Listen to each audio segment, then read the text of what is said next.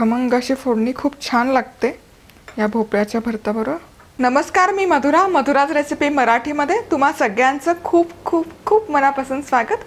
आज आपण लाल भोपळ्याचं भरीत कसं बनवायचं ते बघतो। नवीन रेसिपीच्या अपडेटसाठी मधुराज रेसिपी चॅनल सबस्क्राइब करा आणि त्याचबरोबर बेल आयकॉन क्लिक करायला विसरू नका।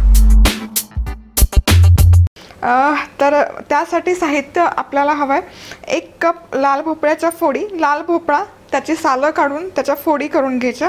2 चमचे ओल्या खोबऱ्याचा चव, 2 चमचे भाजलेल्या शेंगदाण्याचा कूट, 4 चमचे दही हवंय, कोथिंबीर हवी आहे 2 ते 3 चमचे, त्यानंतर मीठ आणि साखर लागेल चवीपुरतं, 1 चमचा तूप लागेल फोडणीसाठी आणि फोडणीसाठीच आपल्याला जिरं हवंय अर्धा चमचा आणि त्याचबरोबर बारीक चिरलेली हिरवी मिरची, ही पण आपण फोडणीमध्ये घालणार आहोत। 1 हिरवी मिरची अगदी बारीक तुकडे करून घेतलेले आहेत। तर सगळ्यात आधी आपल्याला हा भोपळा वाफवून घ्यायचा आहे। जसं आपण वांग्याच्या भरतासाठी भरीत शिजवून घेतो तसंच आपल्याला भोपळा पण वाफवून घ्यायचा आहे। भोपळा वाफवायचा नसेल तर दुसरा एक ऑप्शन आहे की तुम्ही हा रोस्ट पण करून घेऊ शकता। तुमच्याकडे जर अवन असेल तर अवनमध्ये या फोडी पांगवून किंवा तुम्ही अख्खा एक पीस जरी तसाच्या तसा ठेवला भोपळ्याचा तर 350 डिग्री फॅरनहाइट किंवा साधारणपणे 180 डिग्री सेल्सिअसवर एक 25 ते 30 मिनिट तुम्ही हा भोपळा व्यवस्थित रोस्ट करून घेऊ शकता। रोस्ट केला की तो मॅश करू शकता, पण मी इथे वाफवून घेते कारण अव्हन सगळ्यांकडे नसतो।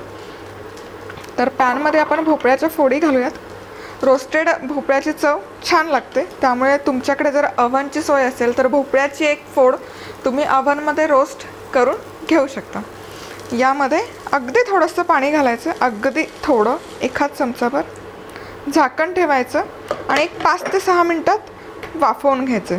भोपळा पटकन शिजतो, फार वेळ नाही लागत। 5 ते 6 मिनिटात वाफवून मस्त असा मऊसूत होतो। भोपळा आपला वाफवून तयार होत आहे तोवर आपण आपलं दह्याची तयारी करूयात।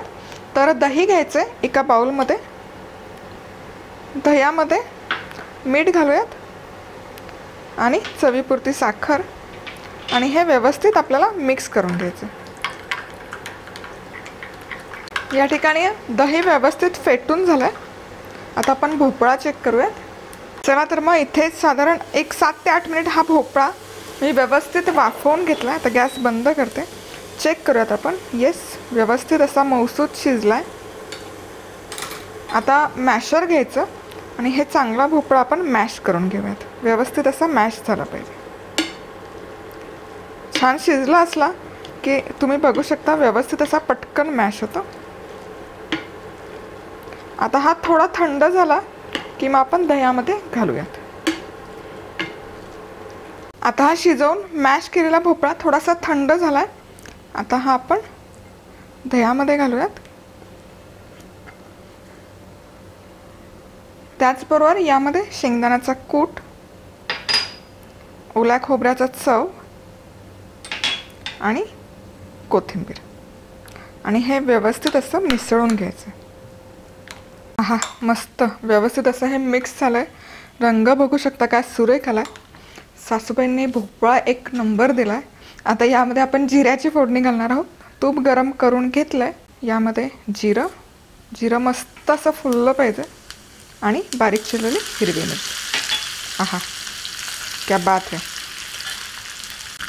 ही फोडणी आता या भरतावर जबरदस्त आणि हे मिक्स करून घ्यायचं। खमंग अशी फोडणी खूप छान लागते या भोपळ्याच्या भरताबरोबर। तर या भरताची खासियत म्हणजे तुम्ही हे भोपळ्याचं भरीत उपवासासाठी सुद्धा खाऊ शकता। वेगळी अशी रेसिपी आहे, खूप खमंग आणि चवदार लागते। तुम्ही नक्की बनवून बघा।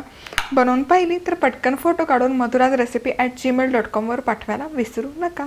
त्याचबरोबर तुम्ही लाईक करू शकता, कमेंट करू शकता। हे चॅनल जर अजून तुम्ही सबस्क्राईब केलं नसेल तर जरूर सबस्क्राईब करा। त्यामुळे काय होईल, आठवड्यातून 4 रेसिपीज मी ज्या पोस्ट करत असते सोमवार, बुधवार, शुक्रवार, शनिवार सकाळी बरोबर 11 वाजता त्याचं नोटिफिकेशन तुम्हाला मिळेल आणि तुम्ही कुठलीच रेसिपी मिस नाही करणार। तर आज वेळात वेळ काढून तुम्ही ही रेसिपी पाहिल्याबद्दल तुम्हा सगळ्यांचे खूप खूप खूप मनापासून धन्यवाद। पुन्हा भेटूयात अशाच एका छानशा खमंग रेसिपीवर। तोपर्यंत मस्त राहा, खुश राहा, आनंदी राहा आणि सगळ्यात महत्त्वाचं खात राहा।